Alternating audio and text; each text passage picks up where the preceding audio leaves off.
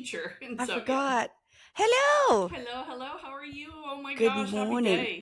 We got 100 subscribers last night. Ooh, busy night last I night, huh? know. We finally hit we got 100 subscribers, and one of the things that does is it does unlock an algorithmic thing. Right. So automatically some of our videos will be seen more. So it's just really cool. So if you guys are watching or listening, go on YouTube and subscribe. It really helps us. Yes, go subscribe, really. And if you leave a comment or a question, we're going to get them and we're going to answer them. So That's right. And if it's bad, join we're going to us. go get you too. No, just That kidding. that like the rain crawl through. Hello. Love first, wisdom second. That's right. They're like, Oh, I what is love it. going That's on? right. We'll interfere with Well, your Alexis. We'll be going, you need God. to sign up YouTube.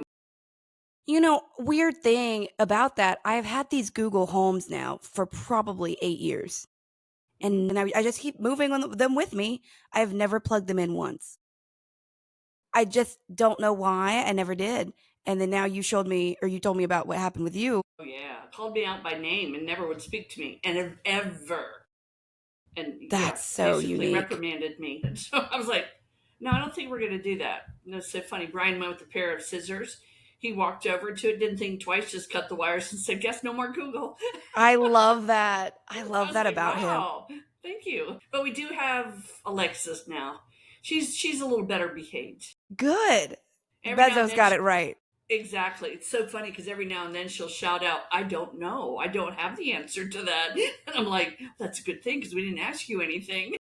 That is, well, there's now stories coming out of certain negative energies naming themselves through AI. Through it. Well, I'm very cautious about AI. I know there's a lot of people out there that are very gun ho about it. I'm just probably not one of them. I know that my Right. office is going to be all AI. The entire building is going to be AI in August, and it just is a little unnerving to me. You know, Does it feel different in there? and well, right now it's kind of depressing because it's so quiet. You Mhm. can it's quiet, but you can hear an echo. There's Mhm. an echo. And so that's because there's nothing on the walls anymore and around. So it Somehow is what that's it is. relieving. Well, it's always good for a change. I don't Yeah. have a problem with change mostly. I mean, yeah, I can say that live on air, but I also can say, outside of that, sometimes it scares the hell out of me. But Yes. it does, and it really does sometimes. And so, I've had a couple people this morning even reach out. Shout out to Lulu. I know you listen to us. Thank you. I'm going to stop by. I'll call you, text you, reach out to you, see about your space. I wish you could just take the building and move a little closer to Richardson. Hey, I get you. I feel you. But, it is what it is. It's coming along as best as coming along is going to be. But more than anything, please don't forget, I am there till July 31st. Yes. Yes. I'm a Yes. Yes. diehard, right? I'm the last of the, well, I don't know what, but I'm the last of the somethings. Well, in all fairness, you were also the first. Well, that's exactly right. Hi, baby. Alistair, you wanted to see what Mama's doing. That was Now that I have perfect. a chair big enough for this Yes. BS. Hello, Alistair. Welcome to the podcast. You charming soul, you. Look at you. Hi, baby. You don't remember me, but I remember you. He's got a short memory, He I think. does. And that's okay. That's okay. I do too. That's what people are telling me more and more lately. What? What did you say? It's all good. But you're right. Going back to, I was the first to arrive. I am the last to leave. I guess I'm stubborn Mhm. that way. Or And dedicated. They always say first one in, first one out, or last one out. oh, I like that. It is dedication. I love what I do, and I cannot lie. I I love what I do, and I cannot lie. love it. Oh my It's God. gonna be great. I was literally I was trying to remember the lyric of that because I'm a nerd and I'm always texting people stupid stuff. And I was trying to say, I can't wait to hang with ya and take your picture from that song. But Oh I my! couldn't remember it. And then I was like, is it even funny anymore if I have to Google these lyrics? They're the most simple lyrics ever. That sounds like my humor. I'm like, just a minute. I'm gonna mispronounce this. Let me check Yes. it. One moment, please hold. One moment. Oh my Pause for a God. moment. Well, I wanted to tell you about something that happened last night. Please do. Yes. Yes. Because as you know, we try to keep it pretty raw and real. I called you the other day. I'm going to engage in some stuff with my family that's Yep. not great. Right. And I was really struggling with whether that was a great idea or not. And as I was kind of seeking your blessing on like, am I messed up in the head for wanting to go do this? And then you were so sweet and you kind of were very, very supportive and just said, hey, do what you need to do, da da da. But the weirdest thing is, yesterday, I was literally laying in bed all day. I probably actually got out of the bed at 2 p.m. because I just slept in. Right. And couldn't figure out if I was going to go to trivia or not because I hadn't texted anybody. I had no plans for it. But I did know that one of the regulars up there would probably say yes if I hit him up. Right. So finally, I'm like, all right, you know what? I need to get out of my house. I need to get out of my bed. I go do it. And I get there and I'm setting up. It's like really full. I don't notice anybody. I'm kind of embarrassed because it's a little bit late anyway. So I go and since I work there, I go and get a table folded out for Ryan and I get 2 chairs. And then Ryan's got this unruly dog that I kind of love.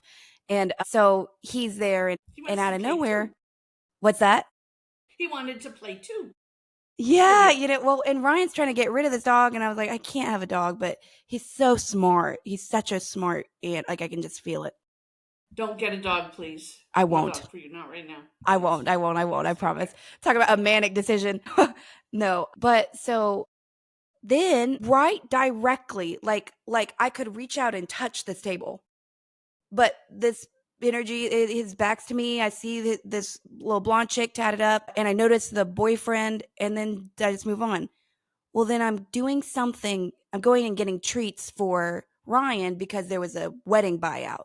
So I knew there's some gourmet treats in there and maybe some barbecue. Right, so I go over fun. And cut across and then go get that. And that it's somewhere in all that like hubbub of me getting my table, all that. So then out of nowhere, I hear Sophie and no one calls me that. And it's Mr. Metcalf, who is just, European history teacher, like got us. I remember our final was playing a game called, not Risk, but oh man, it was so cutthroat. It was our final too. And it was renowned through the high school that if you took this class that's really, really hard, at least at the end, you would have like 6 weeks where the whole class just played a game. But it was like kind of messed up because you could negotiate outside the classroom. Like once the class was over, that didn't really mean the game was over and people would backstab. It was just crazy.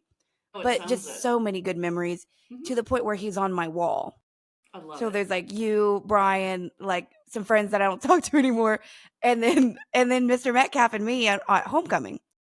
And he was also the one who I confided with about the sexual abuse stuff.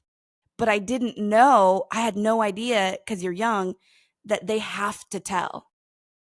And so then that's what began the relationship I had with Miss Robbins, who was my crisis counselor at Colleyville, who I wound up later going and meeting with at IHOP, because at one point I wanted to become a crisis counselor, which ironically, it's kind of like what we do now. Doing it now.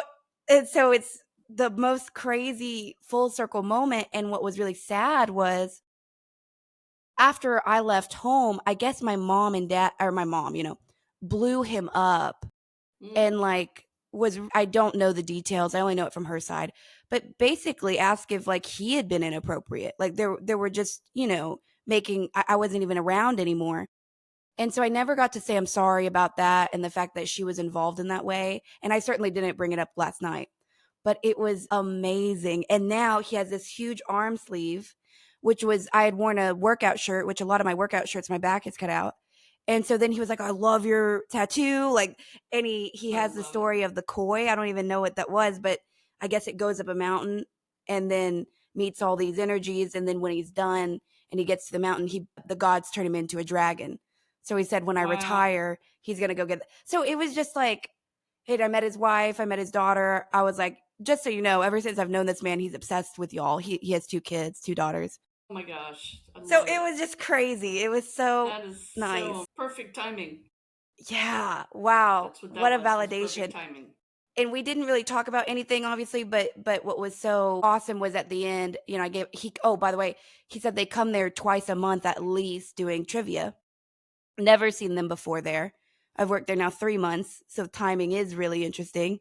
Yes, it is. You were meant to be there last night. That's why I get up Your guide said, "Come on, let's go. Let's do Oh this." man, I just was like blown away. And then at the end I gave him a big hug and we were just like, well, we'll be seeing each other. And he goes, uh, it's just and you don't yeah, he just said, it's really nice when it works out. And I looked at him, I was like, and it was dicey for a while. And he says, I very dicey. So that was really the only acknowledgement we had about the past, Right. but so healing. Like I don't know Wow, even that why. is so amazing. Well, because it was a topic of conversation. You've been dealing with this week. And Yeah. so for him, someone from the past who really was a supportive person to you shows up out of Mhm. nowhere. Man. Shows up out of nowhere. I know, as though we don't know. Oh Air my quotes, god. right? Then we recognize that something is working on our behalf. So often we spend so much time pointing out these moments in other people's lives because Yes, we we can do. see them and other people don't, sometimes Right. in their own world, Yes. but it was just undeniable. And I was so in shock. Like I didn't know, his family's there. But at one point, I had just sent a photo to this guy I was talking to of my bedroom desk being done, which has that wall. And I go, Mr. Metcalf. And he's like, it's Ben now. It's like, I could never be Ben. It's always going to be Mr. Metcalf. But I said, this is going to be really creepy. But like, this wall's very important to me. And it's like really grainy, but I zoomed in. I'm like, that's you. He's like, it is creepy, but I love you. Like, he was just very, very, very, And for all our listeners out there, no, this isn't the wall from CSI, okay? no, These are no, no, not no. hit I have a lists. picture wall in my room. That's so funny. Right. So before I go to jail, no, Yeah, take these pictures down, please. No, right. But yeah, so that was just fun. That was so, so fun that and is nice really cool. I and love somehow that. validating.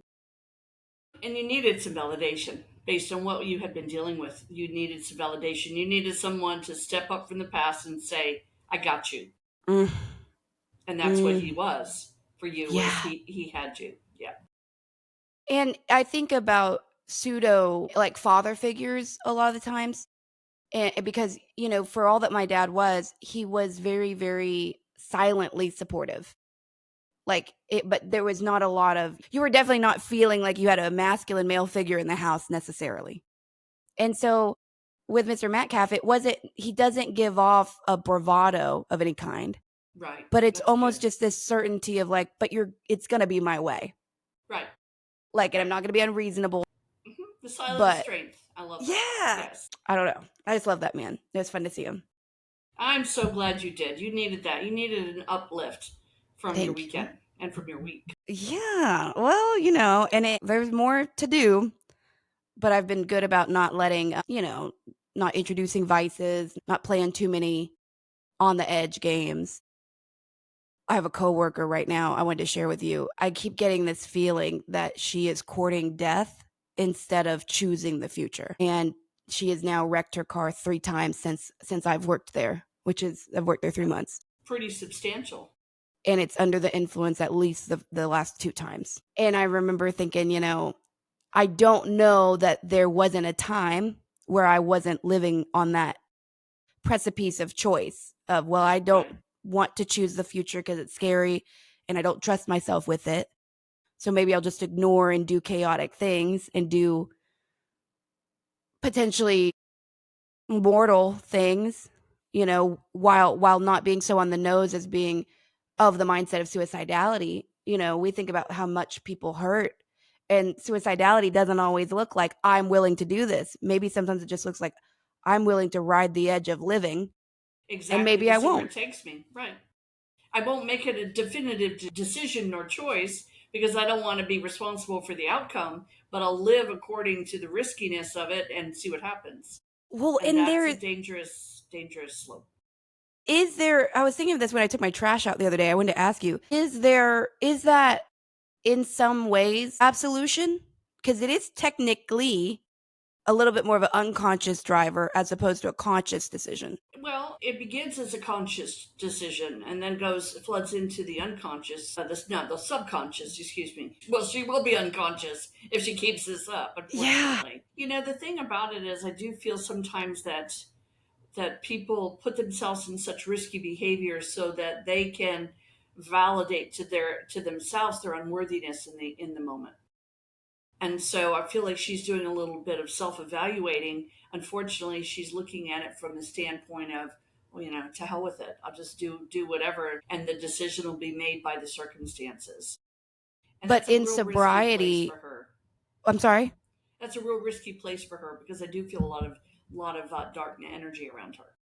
Well, and again, nobody, if she listens, I think this would actually be beneficial, but don't believe she will because she doesn't know the name of the podcast. But Well, and you're there again. You don't need to rescue anyone, but no. maybe perhaps just by setting the example you set and in the way that you word things will help her to see that what, nothing's ever really truly over. You've got to get back on the saddle, back in the race, whatever you want to call it, and do the best. And I feel that she's just not seeing any reward for her efforts, so that's why she's taken a darker turn. Well, I think that, and I'm very, very, very familiar with this, and I think that maybe it's not spoken about enough, where in one hand, you can hold your ethics and your beliefs about what's right and your desire to be all of those things in one hand. And sometimes it feels like as the times continue to become tougher, it almost feels like your steadiness of grip starts to shift. Sure. The worst aspect about that is as you literally watch the sand of what you believe you should be, what you hope to think about yourself is true, falls through, then there's not really, if we don't know how to replenish that, which is self-esteem in and of itself is not hard to replenish in the way, but most people don't know how to do it. And so then what do you fill up with? And I think with her, and with a lot of people, and with me, it used to be just a massive amount of numbing out, a massive amount of leaving the body, disassociation from the trouble. But the worst part is, like, once your car's messed up, once these things occur, you still wake up looking at the hand. Like, right. You can't run away from it. No, and it's the worst feeling ever. But the beautiful aspect of it is that they're kind of going a couple different ways with it. One of the benefits is, typically speaking, we all do have a rock bottom. Like, we usually do have a floor we will not penetrate through. Right. I agree with that. Sometimes we just have to get there. Sometimes we do have to get there. And the thing about it too, we think, well, why don't you just change, right? Why don't you stop drinking, stop driving the car, stop. Well, again, we can look at all bad mistakes and all choices that don't bring, a good outcome, but more to our detriment. We could see those on some level as an addiction of sorts. If one is quitting smoking, one will talk about it and think about it and finally either do it or not do it. Okay? This woman, this person you're speaking of, she knows these choices are very ill planned, but she's in a state of mind where she's either going to keep doing it or she's going to stop doing it. So it's kind of formed an addiction in her energy. So it's no different than quitting smoking or for her. And she's literally trying to quit smoking right now. That's why you're picking up on that. But she did not. She was unsuccessful. Again, so we've got a young woman who's really got three forms of addiction. They're all feeding off from each other. They're all causes of each other, from each other. I mean, she's addicted to alcohol. She's addicted to cigarettes. And she's probably an adrenaline junkie. And so these are hot spots. These are things that are difficult to overcome. And you just take one of those things, and most people can spend their lifetime trying to figure out how to overcome it. So now her whole life is kind of with a big X across it. And that's kind of the way she's treating it. Like, what the hell? I've already just screwed it all up. What am I going to do now? Now, we know she still can be rescued. Her guides can help her. Her friends can help her. She's got to be the one to stand tall enough to do that, though. Absolutely. Well, and she's not ready for that yet. No, and I remember, but you're not ready. This is so true what you just said. If you're not ready to enact any change, it's really challenging to because again, you're already denying all that you already know. Yes. It's not new news for someone to tell you, hey, you should probably get it together when your vehicle is falling apart. And I've been there. Like, exactly. You know what I mean? I'm not above this conversation. But it's also like, once you do hit rock bottom, maybe several times, in my case, in different ways, it does inform you, at least as you trend down there again, you know where the handholds are. Right. There you It's go. always an option to go down there. And it sometimes shocks me how remembered the path down is. But then you kind of know, okay, well, shoot, if I go all the way down there, it's going to take me 3 weeks to get back to normal. I could just hold on really, really hard, not drink tonight, not do whatever tonight, and just hold on through the discomfort for like one night. And more often than not, that's enough to not have you drop all the way down to the bottom, Exactly. bottom, bottom. Exactly. But it's hard, it's easy for us in many ways to say these things and to share tidbits of advice and try to help you formulate your own plan. But the real work comes from within. And you've got to be prepared to make those changes so that you can grab those little holes in the wall heading back up. The other night, I had a moment where I'd finished cleaning my house. I've been getting my place together several different ways, several different times, but it soothes me, I think. And so I was trying to go down the path of woe is me, and I could feel myself wanting to do it. And I could feel my energy be weepy. And I noticed it because whenever I'd see certain videos online, I would be weepier than normal. So I knew I had some stuff simmering. And of course. But then I asked myself, and I think, thank God for the classes that I've been doing, because as you speak it out to other people, it's really hard to pull the bullshit after Yes. Right. And I was asking myself, what do you need from this? Like what benefits you to go and feel about how you've been wronged in these ways? Obviously that's true. Obviously we acknowledge the ways that it is, but what's pulling you there tonight? And it was through asking that question that I was able to kind of not go there. Good. And because it just didn't make sense. Like the cost of going there, I would be crying. I already know how this looks.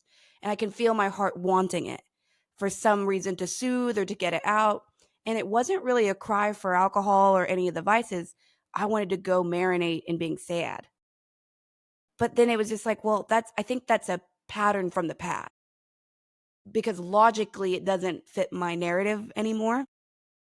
But you do have to sit there and decide. I had to sit there and decide, are we going to go do this tomorrow? My eyes are going to be super puffy. Like nothing's going to change because these things can't change. Like, I just don't know, and that was I was like, I'm just going to turn some TV on and try to move on. I love it. You found your distraction. You needed a distraction and you found it. Well, but a healthy one. Well, but more than the distraction element for me, it was the like quizzing myself of, what do you need from this? There's nothing, you can go there, but what you bring back isn't going to be anything super like valuable, and that's kind of hard because it is hard. It's very, very hard. I'm proud of you for doing that, for recognizing and assessing the situation and coming up with a more positive outcome. And they just I'm right there with you. I'll tell you when, I have to make a conscious effort. Do I really want to cry or not cry? Because for me, I wake up the next day and I can't see. My eyes will just be swollen. Closed. It's terrible. And it'll be like, and then it's even worse because people are like, "Oh my God, what's wrong with you?" And you're like, "Oh my gosh." You just say allergies. Allergies, yes, a lot of allergies. And then I think, was that really worth it? I really want that. I guess that goes into, and I've talked about this a lot lately, especially, but like the dominion of emotions. Like each emotion terminates in a certain way, or it tries to. And I guess rage probably terminates in an outburst. Typically. Grief terminates in an outburst of tears. So I guess every version of it, happiness, overlap too. Well, and then humor and joy usually comes out as laughter, or like autonomic things, smiling, laugh, like. But please don't, sir. He's coming back for round 2. Oh, I bet he likes that chair. He's like, "It's my chair, Mama." Listen, I'll knock him off so fast on camera. I don't care. He's a sweet baby. Okay, all right. Now you look. How are you winning? He's winning the show. Everybody is now watching because of Alistair. Thank you, sweetie. Are you our new publicist? I love you. He's a cutie. He is adorable. But it's and what I kind of love though trending lately, and I think this is probably because a lot of boomers and millennials that have had kids drank, but there's like a dry generation coming up. That's okay. I That's love okay. that. I do too. I do too. They'll save the vineyards for me. I'm the nicer ones. That's correct. Just kidding. Okay.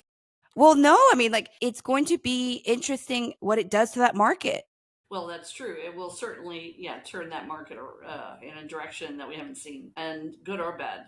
But the bottom line is, I like the fact that people are using other forms of soothing, other forms of finding kind of a balance. Mm-hmm. We recognize that people can consume to the point of having an addiction with that and a lot of other things, and that's when we run into trouble. So again, it's kind of it's we're right in the thick of it with you all. Just so all of our Yes. listeners know, I don't know if you're aware of it, listeners, but we are too also very human and Mm-hmm. very much in the same boat as you sit sometimes. And with that said, we have challenges. We have things we have to sort through. And Mm-hmm. these challenges, you're never too old to to sort through the challenges, and you're never too old to experience the pain of the past. People will say, "Well, get over it. It was 40 years ago." Well, okay, thank you for your sage advice. It doesn't really mean shit, but thank you. Because it really, again, you're never too old to suffer, and I mean that from a standpoint of, if you haven't resolved something in your life, it doesn't matter if you were 5 when it happened and you're now 55. That's going to come up in another way. It's going to come up through a different method, maybe a more intellectual one, or maybe not necessarily, but you'll have something that will be the effect from it has caused something in your life to go awry, that one thing that you haven't dealt with. And again, sometimes it's very subtle, but other times it's not. So this is a curious aspect of what we've been through and what, you and I recognize as challenging. And one of the most freeing things you've ever shared with me was your sleep patterns and how they still mirror some BS from your childhood. And there's a very good chance that you will die with that pattern and I will die with my insomnia. There's just a reality where certain things can affect your brain and certain things can affect your body composition around cortisol releases, and I've read a lot Absolutely. about this trying to prove to myself I'm okay. Right. But the reality is, you know, and I think about this a lot in terms of dating, frankly, because I think about like, God, what it will require to share the way I am. And I know that sounds really dark, but I love who I am in a lot of ways. I think I offer a Yes, lot. you do. You absolutely do. And I And have I some do isms. understand what you're saying. Well, we all have And so issues. then as we move forward in time, I don't ever want to be the person who is, well, I'm this way because of this. I think we have a lot of ownership responsibility Yes, to we do. manage some of that. But the most immature parts of me, the jealousies or the fear of abandonment or the preference that things are mine, because of the way that I was, that another form of abandonment. If your friends and family can sort of understand that that might be an aspect through the lens of knowing who you are and your history, but with an expectation that it be pretty minimal, given the fact that for me at least I'm, you know, fairly well-adjusted adult and I don't wish to harm others by articulating these childish things and then somehow that being off-putting, because the reality is those behaviors are off-putting, and so that's kind of the dance of moving forward. Is some of it may not ever be healed. Like if you want that from people, then that's a great desire. But some people that just will not be true. You could spend 100,000 hours in therapy, but your body remembers. And so I Right. think that's interesting. It is very interesting, and I agree with that. Not everything's going to be healed, and maybe it's not designed to be that way. If we consider life to be everlasting, and we consider that we come back and do things over again, maybe it takes a few lifetimes to really eradicate some of these situations from our energy. I mean, who's to say? I wish I could remember from one lifetime to another. I'm gonna do my best next time when I come back as a guide. That's my plan anyway. We'll see how that goes.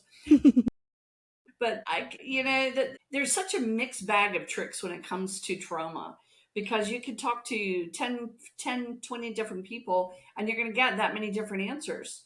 Therapists have a different take on it, psychologists do, psychiatrists do. And the bottom line is, who's right, who's wrong? What the science will tell you one thing, and we'll tell you perhaps something a little bit different. So it is a tricky thing to work through trauma. But what I want to share with everyone is, if you have trauma, you've got to find a place where you're at peace with it. It doesn't mean that you have forgiven or forgotten. It simply means, are you at peace with where you're at with your trauma? And if you're not, what can you do through time to make that different? Mm. Is it going to be easy? No. I get up in the middle of the night with a panic attack a few times a week. I know that the time is, excuse me, a panic attack. No, just kidding. I know the times are shorter now because I have intellectualized it differently now. I'm a big girl now. And so I can get myself to go right back to sleep. And so that's been my modification. That's been my way of dealing with it. Now, will I be able to completely get away from that and never have another panic attack? Short lived. They're about 5 or 10 minutes of panic, and then I'm fine. Who knows? Maybe no. Maybe for me that's good enough. Exactly. Well, yeah. I mean, that's a great. To what degree qualifies healed?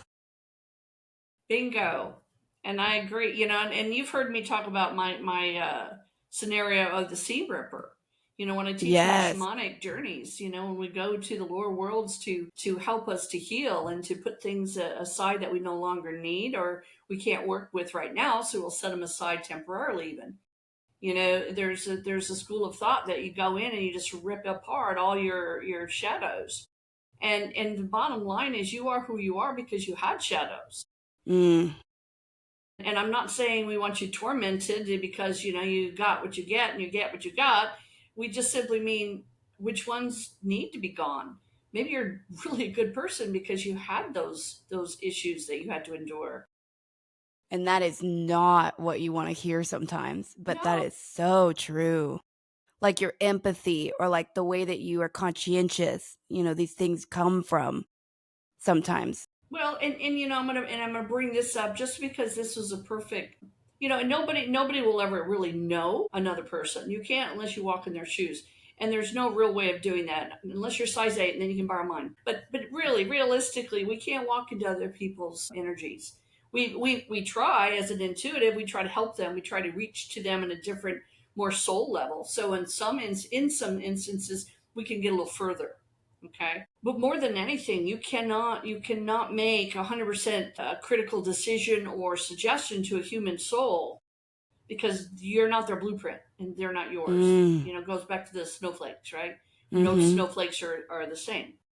So we can help, we can get a pretty good feel for it. But I had someone that, because I've had some medical issues this year, healthy as a horse for 60 years. And then boom, this year it's like, hello, we're going to screw you up. So that's okay, because that's because they're not done screwing me up, but they're working on it to fix it. I've got all these construction signs out. But anyway, I had someone while I was working, when I first got back from my shoulder surgery, I came back after 2.5 weeks and made a comment to another person who shared it with me that it was bad business for me to work while I was in pain, that I wasn't giving what I needed to give because I was in pain. Good. And and honestly, it kind of made my day, because what I realized is that there are a lot of people that don't use their thinkers. Mm-mm. Okay. Or that they Because just don't understand what we do. right. And it's the one thing that I come to now. Again, I'm not out there, working a service line. I'm not out there running around, doing construction. I have medical issues, but if I can sit in my butt and talk to people, well, hell, I'm pretty good at that. And so, getting into my groove and working with my clients and seeing outcomes actually was the best medicine I could have ever taken. Yes. In fact, for me, I didn't take any of the heavy hitters because I didn't need to. Because if I felt that bad, I would either take a nap or get to work. That is such I thought that was insane how well you managed that with Well, no hard drugs. and again, Could I have done it? Oh, heck yeah. I mean, I could have had Partyville, right? And I could have turned on some Netflix, and I could have just, this, and this. Yes. But obviously that wasn't in my best interest anyway.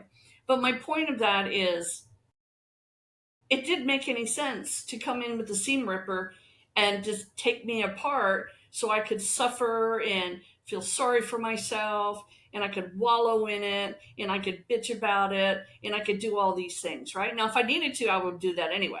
Just don't answer your phone when it gets like that. But my point being is this person was harsh, judging me on the fact that I actually was working with pain, not recognizing that the work I do is the most incredible pain reliever one could ever have. Exactly. And yeah, and I'm not even in this body half the time. I'm talking to people anyway. That's what I mean. Yeah, and that's right why it's a medicine, and also too why it doesn't matter what the vessel is going through for these messages. No, it doesn't. And really and truly, if you love what you do, you know exactly what I mean. If this is what you want to love to do, it's being more intuitive, being more connected, whether it's mediumship, astral, whatever the heck it is you feel you want to create, by gosh, do it. Work towards it. Work towards a happy place for yourself. That's so important. In the name of the sort of healing from trauma in non-direct ways, which is I'm a big believer of that. I'm a big believer of interjecting, like for instance, this is something that I was thinking about the other day. Imagine carrying around like a small puzzle or just a deck of cards that has numbers. But, when you're starting to feel chaotic in the world, the vibration of bringing something in order, no matter how small, can create momentum. And so then you can just sit there and say, I just feel completely disordered. Pull out whatever that you just have that you can start putting into order. And before you know it, that's all you need is the vibration of being successful, of doing it. It doesn't matter that it's a small thing. It matters that you're doing it. Bingo. I love that. Yes. There was a pattern from a young age, and it's still true today.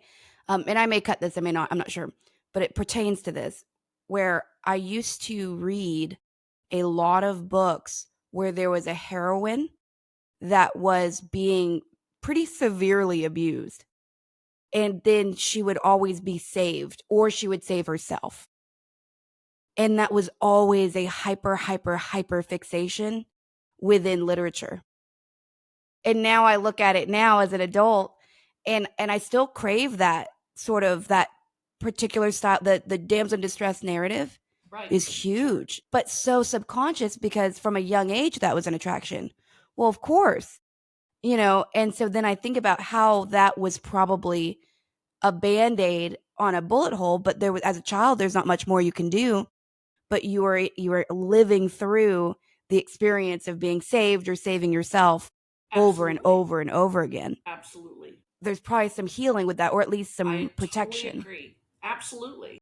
And I was an avid reader when I was a little girl. That was the one thing I wasn't denied was I was able to read. I couldn't read school books because that was government oriented. I know they all so had nutty. Them, I guess. That algebra book was really sitting on the president's desk. It was gonna get to you. It was gonna bend your mind. It's gonna bend my mind. Good God. But I did see, and I read a lot of books. I didn't have access to those kind of books, but for me, I would be a participant, and I used it like the Hardy Boys and the Botsy Twins or whatever the heck those books were. And what I would find was I would try to find some type of connection to the main character, especially if there's strength involved. It's like they would get out of their mess. They would find the golden egg. They would make friends. They would do that. And so oh my God, the bar clean that you watched during the getting into order. Yes. And that it could be saved. Bingo. You remembered that. I'm very impressed. That's right. That's right. Yeah, that's so cool. It makes sense. It makes total sense. And I can't even remember the name. What was it? Bar Rescue. Bar Rescue. Thank you. When I was healing for the first 2.5 weeks, I did. I binge watched in my chair, really all of the Bar Rescue. because it was about integrity and strength and changing, and people could change and situations could change, and there was power in numbers, and that if you helped other people, you helped yourself along with it. And Mm. so, yes, exactly. And now, did I turn on the TV and go, yes, this is my moment now to shine because I'm No, not at all? Exactly. I turned it on but and you went, were I need integrating it. the energy that you needed. Exactly. And I think that's so powerful in comparison to, for instance, I don't have a desire to go back into therapy and dig through a lot of this because I can intellectualize. What I need to make sure I'm doing is integrating the belief that I can do this, the belief that I'm okay, that I'm safe as an adult, all of these things, because I can't, the alternative to go down those holes is a lot like the seam ripper. It But is. metaphysically Yes, it speaking, is. Yep. you have to still aid the negative chaos of the energy, but aid it through not, oh, I've forgiven what's happened, but okay, Exactly. what is that memory making me feel? It's typically making me feel avoidant, anxious, scared. So then Absolutely. that's if the input is this, then the next input must be, all right, well, I look around my apartment, I've gotten this for myself. I'm really safe. I don't go anywhere. I don't interact with anybody who's trying to control me. I don't interact with anybody who's managing or manipulating me or wishes me harm. That's right. That suddenly feels very different in this bedroom, you know? And I just Totally think get that it. that's, but it, with the reading, I think this is important because I do blame. I do acknowledge this. I would always disappear through books. And as you change from a young person into an adult, the book becomes alcohol. The book becomes cocaine. The book becomes whatever else is available that sort of is that self-soothe of, okay, there's trauma over there. How can I disappear? Over And here. I think that people beat themselves, like really good people that I've met that have really traumatic pasts, they don't understand why they struggle with these vices because they logically can't even identify with it in this way. And I always ask, did you have a blanket? Did you have a room that you would go to? Did you read a lot? What would you do to escape and how frequently? And just recognize the teddy bear turns into alcohol. Like, and obviously work with this energy, try to heal it, but understand that addiction starts to show up as a self-soothing mechanism, and it doesn't matter what you used as a kid, it just matters that you learned how to do it. And And it's so, good that you learned to self soothe as a child, because I'm telling you, you needed that teddy bear. yes, You oh my needed that god, security the blanket. For me, I books. needed to be able to crawl under that bed. Can you see me crawling under a bed now? I never get out. You'd have to move No, the but damn there's bed. still, but you can It's, still relate with how yes, nice it feels. right. Yes, Or, and then that yes. makes you feel crazy because only a certain amount of people understand that. Well, exactly. You mentioned that people are horrified, and you're like, no, really? You think that's bad? Are you kidding me? That's where I stashed my cans of food just in case I got starved. I put it under the bed. I was Man. had my own little lodge under there. Well, until they start checking under, I mean, my parents started, but I think I told you this before, they hated that I had the books as an escape, right? So when I would get grounded, I wouldn't lose, I mean, I'd lose all the TV and stuff too, but they would take all my books. Yeah, And so then yeah. but they would let me keep the Bible. So then they made a monster out of me because then I just read that. And then whenever they would try to like be religious, I'd be like, actually. And so then so they kind of shot themselves in the foot with that. But it was just one of those things where it's like, no matter how that went or whatever self soothing mechanism was removed, I often sometimes wonder, like, is that why I'm not a full fledged alcoholic? Is because eventually my self soothing was even removed. So I really had to go stand up and be, Be who you are. Yep, yeah, exactly. That's so it's like in a lot of ways, you know, who knows? it's fascinating. It's an amazing journey of the mind. It really is, and of the psyche and all that we're composed of. I am a firm believer. If you need therapy, go get it. No And judgment I've done here. a lot of it. And I love it. And I'm glad that, I mean, I have several friends that are therapists, and I'm very proud of them. And I'm proud of the friendships that I have with them. For me, it didn't work. I couldn't do it. Hmm. I mean, I remember when and I've said this once before in the podcast, when I sat with them, or her, it was a woman. I sat down and I was 18 years old. I just turned 18. And I just sat there and I felt sorry for her because I thought, what Oh, is she going to think and feel when I look at her and say, listen, my parents are serial killers and I see dead people? yeah. What did I just throw in her lap? First thing, she'd probably think, oh, she's under trauma, she's hallucinating, she needs to be medicated. Let's put her into a psych ward.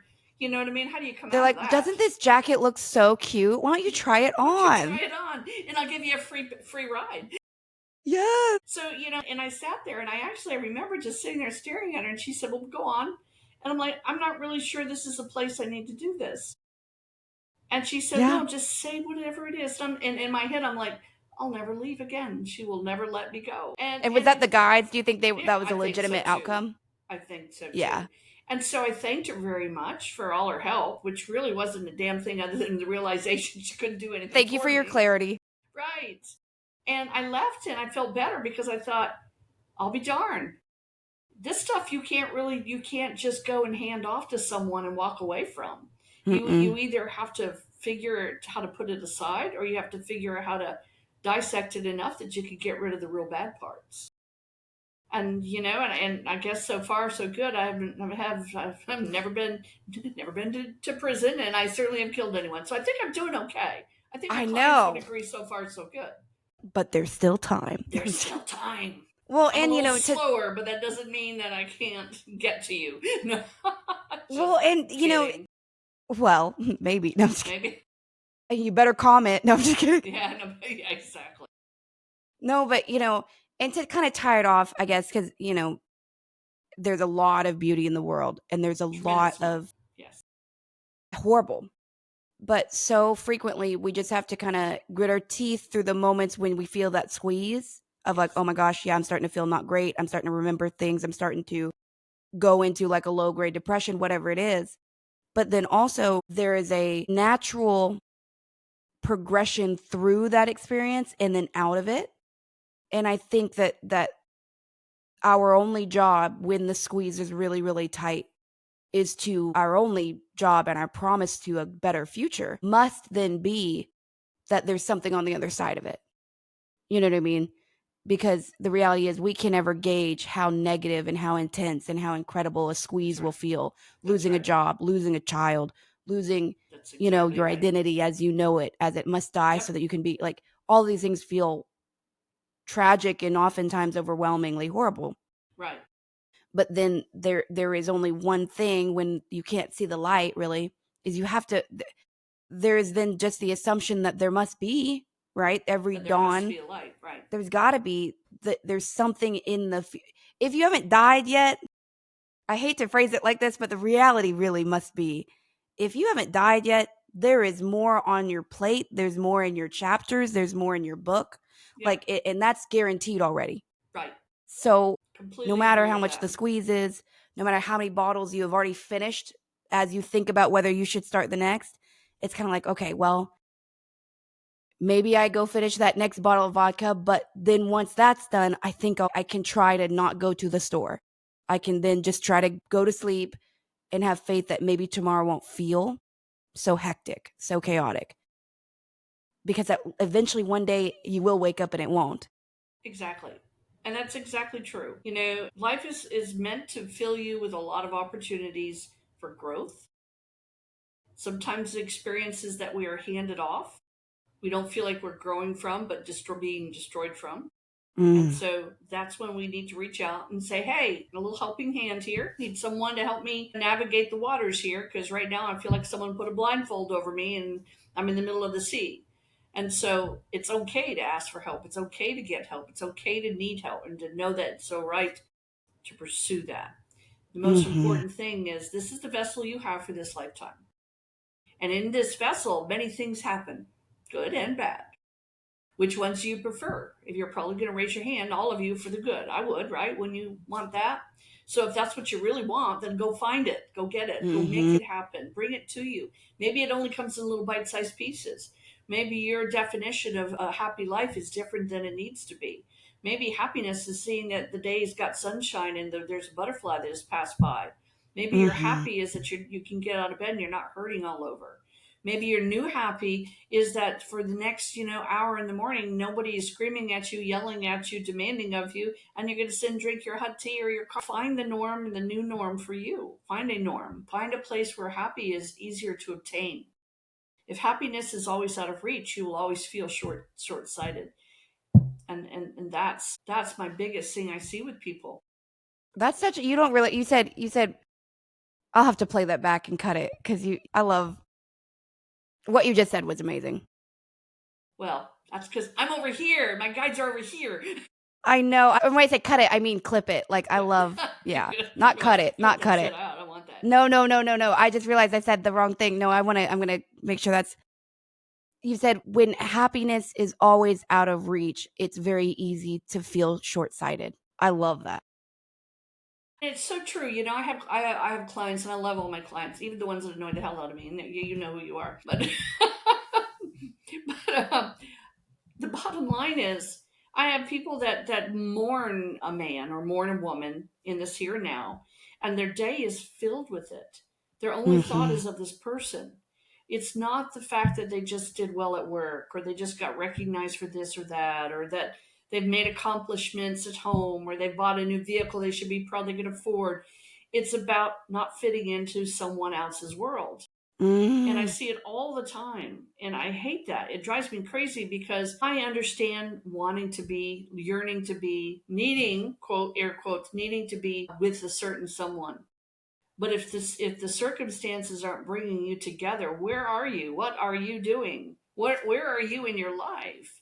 Are you sitting there waiting for the certain someone to just magically appear, or are you living your life alongside of these things? And I know that's still confusing, but I see it all the time. People stop their life where they are because they don't have the person in their life they want. And so they're either fantasizing about the person because they oftentimes they already know who it is. They're fantasizing all the time about this person, and it's now interfering in all aspects of their life. They can't think clearly, they can't work clearly, they can't be home clearly, they can't do anything without these thoughts. And if you're one of those wonderful people, and I do care for you all, please, please, let's get a different dialogue in that brain. Let's get a new beginning for you in that brain. Well, and I just wrote it down so that I don't forget. Maybe this is like what can be our next week's topic, but I know exactly what you're referring to. And it's the issue around people who have to use someone else as a mirror of their life. Yes. I remember both being it and I remember receiving it. And most recently from the framework of somebody going through what they perceived was a spiritual awakening. Yes. But they could not have a moment of experience without messaging me about it. Right. Because they were using me as a mirror to confirm to them that happened in their life. Because they could not enjoy it by themselves. And that is where we get that. And I've been there. I've done it. I think I've cured myself of it a lot. But it's learned in childhood, A.